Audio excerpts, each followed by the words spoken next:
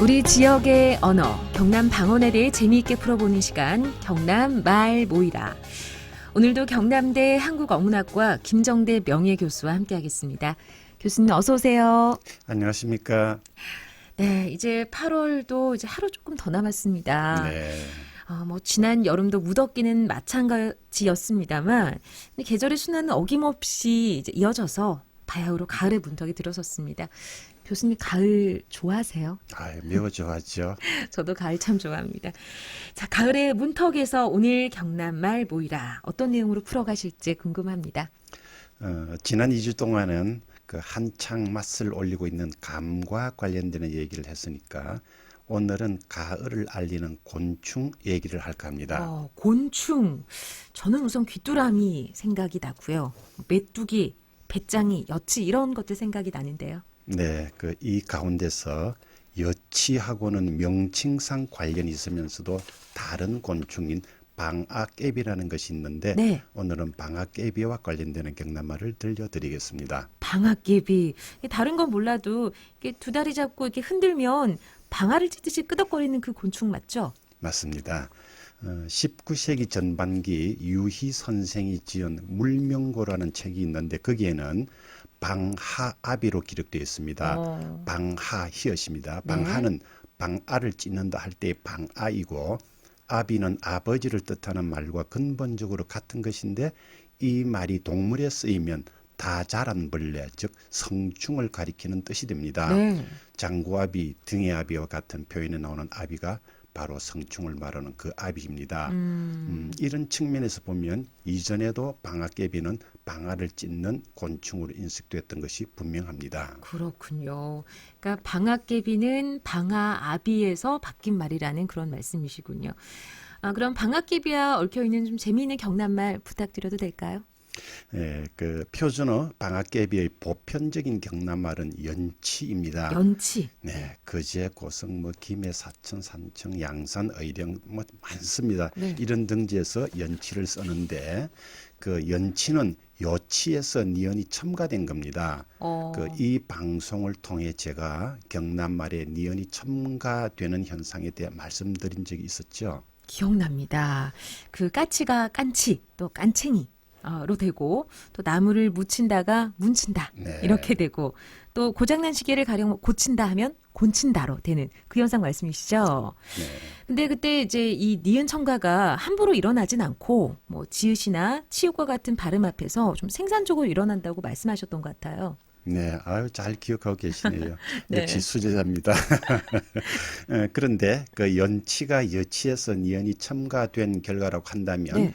표준어 여치의 경남말이 연치가 되어야지 방아깨비의 경남말이 연치가 된다는 건 이상하지 않습니까? 정말 그러네요. 아니 어떻게 이런 현상이 일어나는지 궁금합니다. 네, 그 경남말 연치에는 결과적으로 크게 두 가지 뜻이 있습니다. 네. 하나는 그 표준어 요치의 경남말로 연치가 있고 다른 하나는 방아깨비의 경남말로도 연치가 쓰인다는 겁니다. 그러면 이런 현상도 지난 시간에 말씀해 주셨잖아요. 표현이 같아도 대상이 달라질 수 있다라는 것과 좀 관련이 있을까요? 물론입니다.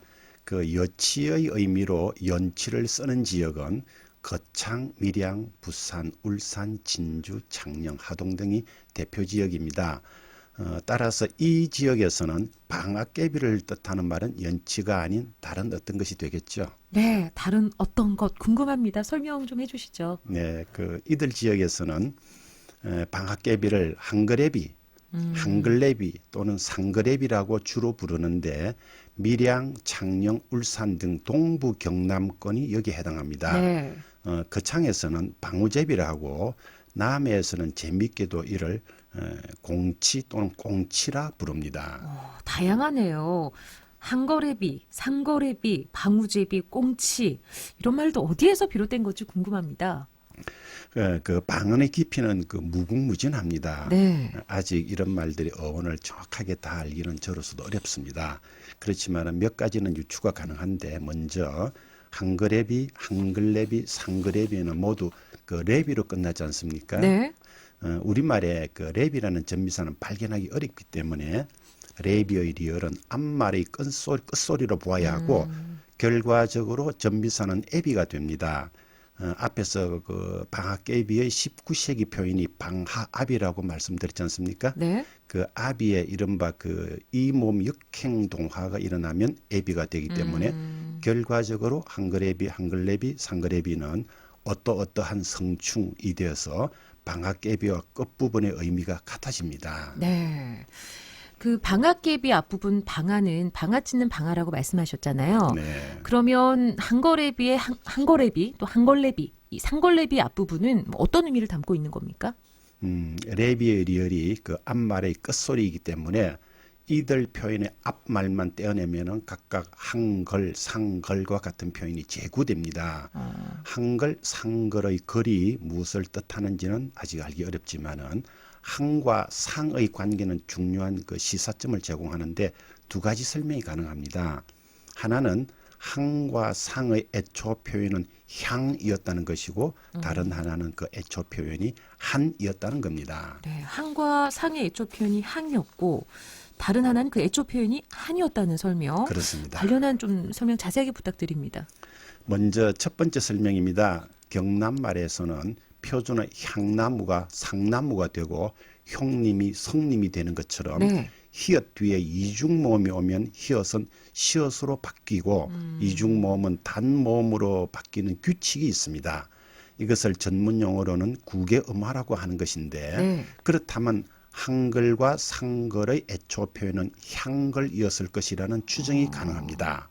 다음으로 토박이 우리말 한은 큰, 많은이라는 뜻을 갖는 건데 방앗개비는 생물학적으로 메뚜기 목에 드는 모든 곤충 가운데 가장 큰 곤충이기 때문에 한에서 바뀐 것으로 볼 수 있다는 설명입니다. 그렇군요. 흥미롭네요. 두 가지 설명을 주셨는데 그럼 교수님께서는 어떤 설명이 더 타당하다고 보고 계세요? 네, 다 일장일단이 있습니다. 네. 의문론적인 설명으로는 향글이 자연스럽고 의미론적인 설명으로는 한글이 더 타당합니다. 그러나 전자는 의미 문제가 있고 후자는 어문 문제를 제대로 풀기 어렵다는 한계를 지닙니다. 앞으로 과제로 삼아야 할 부분입니다. 그렇군요. 자, 이제 가을인데요. 오늘은 좀 가을이니까 어디 가서 좀 자랑하기도 좋은 그런 이야기들을 좀 배운 것 같습니다. 방학개비 관련해서 조금 더 들려주고 싶은 말씀 있으실까요? 네, 방앗개비는 암컷이 크고 수컷이 매우 작다는 그 현저한 특징이 있습니다. 네. 그 방앗개비 수컷에 대한 경남말과 여치의 또 다른 경남말도 꽤 흥미로운데 이에 대해서는 다음 시간으로 미뤄야겠습니다. 네, 다음 시간 이야기도 기대하겠습니다. 자, 오늘은 가을을 알리는 곤충의 하나죠. 방앗개비와 관련한 재미있는 경남말에 대한 이야기 나눠봤습니다. 경남대학교 한국어문학과 김정대 명예